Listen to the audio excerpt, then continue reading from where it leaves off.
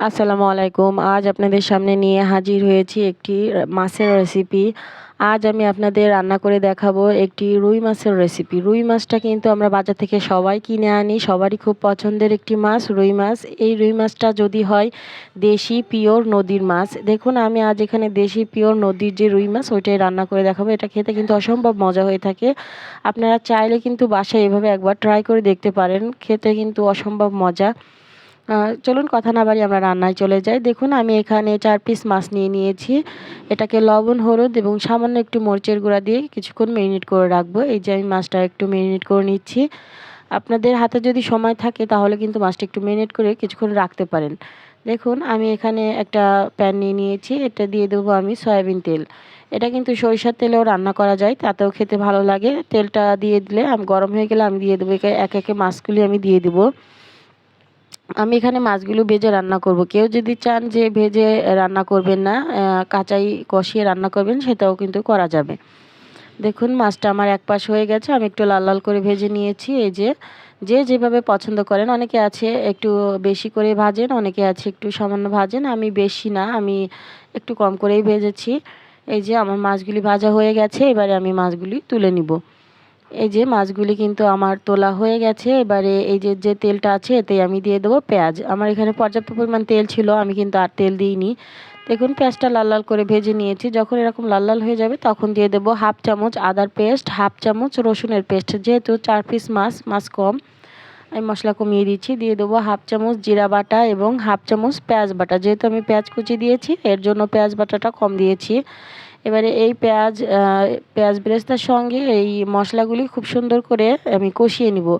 অবশ্যই একটু সময় নিয়ে এটাকে কষিয়ে নেবেন, যাতে আদা রসুন জিরা এবং পেঁয়াজের পেস্টের কাঁচা ঘ্রাণটা যাতে সরে যায়। দেখুন আমার এটা ভাজা হয়ে গেছে। দিয়ে দেবো স্বাদ অনুযায়ী লবণ। লবণটা আপনাদের টেস্ট অনুযায়ী দিবেন। দিয়ে দেবো হাফ চামচেরও কম একটু হলুদের গুঁড়া। দিয়ে দেবো ১ চামচ মরিচের গুঁড়া। মরিচের গুঁড়া আপনারা যে যেমন ঝাল খাবেন সেভাবে দিবেন। দিয়ে দেবো ১ চামচ ধনিয়া গুঁড়া। এগুলো আমি আবারও মশলার সঙ্গে ভালো করে কষিয়ে নেব। মশলাটা অবশ্যই আপনারা ভালোভাবে কষিয়ে নেবেন। মশলাটা যত কষাবে তত ভালো হবে। দিয়ে দেবো পর্যাপ্ত পরিমাণে পানি। দেখুন পানিটা দিয়ে আমি নেড়েচেড়ে একটুখানি অপেক্ষা করব যতক্ষণে না এ থেকে তেল ভেসে উঠছে ততক্ষণ পর্যন্ত। যখন দেখবেন মশলা থেকে তেল ছেড়ে দিয়েছে তখন বুঝবেন আপনার মশলাটা কিন্তু কষানো হয়ে গেছে। দেখুন এই যে তেল ছেড়ে দিয়েছে, এখন কিন্তু আমি মশলাটাকে আবারও একটুখানি নেড়েচেড়ে আবারও একটুখানি কষিয়ে নিচ্ছি। এবারে এই মশলাটাকে কষিয়ে নিয়ে আমি এতে পানি দিয়ে দেবো পর্যাপ্ত পরিমাণে। যে যেমন গ্রেভি খাবেন, ঝোল খাবেন সে সমান পানি দিয়ে দিবেন। এটা আপনাদের উপর যে যেমন খাবেন সেভাবে। আমি একটু কম রাখবো এখানে ঝোল, এজন্য আমি একটু কম করে পানি দিয়ে দিয়েছি। আপনারা বেশি চাইলে বেশি দিতে পারেন। এই যে পানিটা দিয়ে আমি এটাকে ঢাকনা দিয়ে ওয়েট করব যতক্ষণ না এই পানিতে বলক চলে আসে ততক্ষণ পর্যন্ত। দেখুন দেখতে দেখতেই কিন্তু ৫-৭ মিনিট পরে বলক চলে এসেছে। এ পর্যায়ে কিন্তু চুলার আঁচটা হাইতে আছে। এবার আমি মাছগুলি দিয়ে দেবো। আগে থেকে যে মাছগুলি আমি ভেজে তুলে রেখেছিলাম ওই মাছগুলি আমি এখানে দিয়ে দিচ্ছি। এই যে দেখুন মাছগুলো দিয়ে এবারে আমি কিন্তু সবগুলি মাছই দিয়ে দিলাম। মাছের একটা ফুলকাও ছিল, ফুলকার বা যেটাই যা বলেন না কেন ওটা ছিল, ওটাও আমি দিয়ে দিলাম। দিয়ে আমি দিয়ে দেবো এখানে কিছু টমেটো। আমি শুধু টমেটোটা দিয়েই মাছটা ভুনা করব। দেখুন আমি বড় সাইজের ২টা টমেটো রেখেছিলাম। এই টমেটোটা আমি সম্পূর্ণটা এখানে দিয়ে আমি ঢাকনা দিয়ে রান্না করব। দেখুন ৭ মিনিট ৮ মিনিট পরে আমি চলে এসেছি। এর মাঝখানে আমি এসেছিলাম ২টা কাঁচামরিচ দিয়ে গিয়েছিলাম এর ভিতরে ফ্লেভারের জন্য। এবারে আমি দিয়ে দেবো ধনিয়া পাতা কুচি। অবশ্যই কিন্তু ধনিয়া পাতা কুচিটা দিবেন।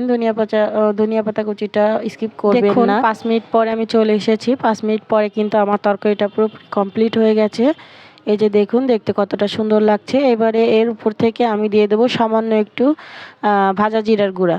কেউ চাইলে দিতে পারেন, না চাইলে কিন্তু এটা স্কিপও করতে পারেন, না দিলেও চলবে। এবারে আমি ঢাকনা দিয়ে ঢেকে ২ মিনিটের মতো এটাকে রেখে দিব এবং আমি এবারে এটা সার্ভ করে দেখাবো। দেখুন আমি কিন্তু এখানে সার্ভ করে দিয়েছি। দেখতে কতটা সুন্দর এবং লোভনীয় লাগছে একবার দেখলেই বুঝতে পারবেন। এটা কিন্তু গরম ভাতের সাথে খুব সুন্দর লাগে, যেহেতু এটা দেশি নদীর মাছ। এটা খেতে অসম্ভব মজা। আপনারা গরম ভাতে এই মাছটা যদি একবার ট্রাই করেন তাহলে কিন্তু শুধু মাছটা দিয়েই আপনারা পেটটা ভরে ভাত খেতে পারবেন। যদি আমার ভিডিওটি ভালো লেগে থাকে অবশ্যই লাইক কমেন্ট শেয়ার করবেন এবং আমার চ্যানেলটি সাবস্ক্রাইব করে রাখবেন। আপনারা অনেকেই ভিডিও দেখেন, লাইক করেন না, অবশ্যই লাইক করবেন। এবং আমার ভিডিওটি কেমন হয়েছে, রান্নাটা আপনাদের কাছে কেমন লেগেছে অবশ্যই কমেন্টের মাধ্যমে আপনাদেরকে জানাতে ভুলবেন না। আপনারা সবাই ভালো থাকবেন, সুস্থ থাকবেন।